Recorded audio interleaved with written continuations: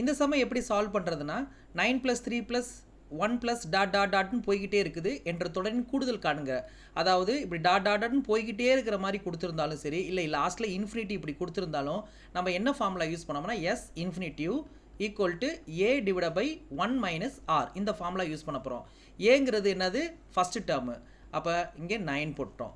1 - ஆறுங்கிறது என்னது R equal to இது வந்து ஜிபி, அதாவது ஜாமெட்ரிக் ப்ராக்ரஷன், அதாவது தமிழில் பெருக்கு தொடர் வரிசை. அப்போ ஆறுனா காமன் ரேஷியோ, அதாவது பொது விகிதம். இது கண்டுபிடிக்க ஃபார்முலான்னு கேட்டால் d2 டிவைட் பை d1, அதாவது செகண்ட் டேர்ம்லேருந்து ஃபஸ்ட் டேர்மை டிவைட் பண்ணணும். செகண்ட் டேர்ம் என்னது 3, ஃபஸ்ட் டேர்ம் என்னது 9.